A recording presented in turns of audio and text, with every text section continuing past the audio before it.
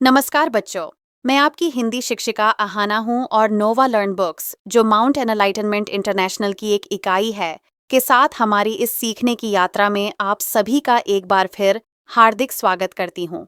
आज हम हिंदी व्याकरण के महत्वपूर्ण अध्याय अशुद्धि शोधन के बारे में सीखेंगे। इस पाठ में हम जानेंगे कि शुद्ध भाषा बोलना और लिखना क्यों आवश्यक है।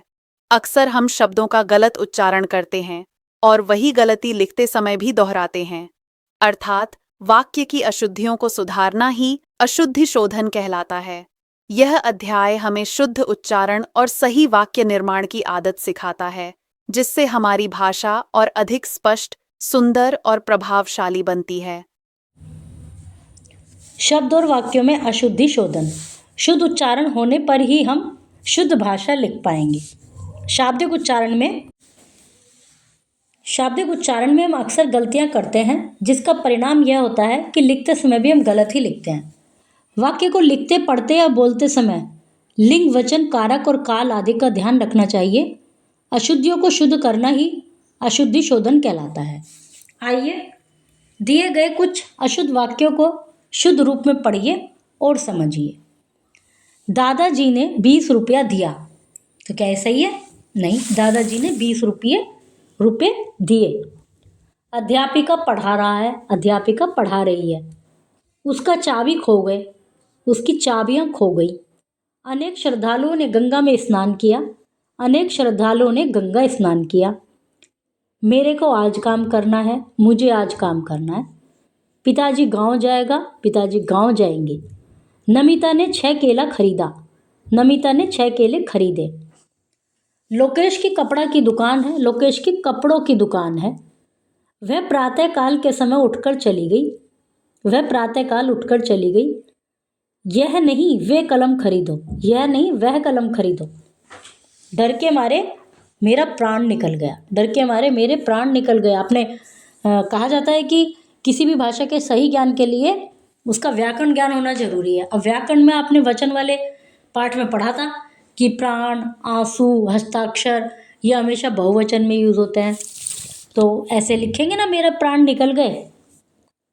वह नौकरानी को पैसे दे दो, उस नौकरानी को पैसे दे दो। मुझे देखते ही बिल्ली भाग गया। बिल्ली कौन सा लिंग है? स्त्रीलिंग है। मुझे देखते ही बिल्ली भाग गई। सारा कुत्ता भौं भौं कर रहा है, सारे कुत्ते भौं भौं कर रहे हैं।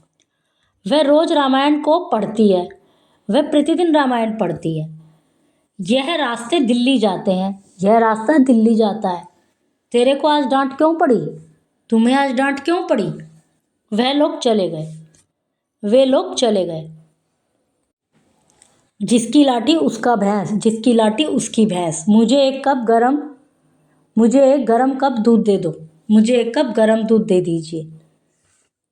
इनको सबको पढ़िए और फिर आप समझिए कि किस किस तरह की गलतियां हम करते हैं। हिंदी भाषा में उच्चारण का बहुत महत्व है। अशुद्ध उच्चारण भाषा को अशुद्ध बनाता है। वाक्य लिखते या पढ़ते समय लिंग, वचन, कारक और काल आदि का ध्यान रखना चाहिए।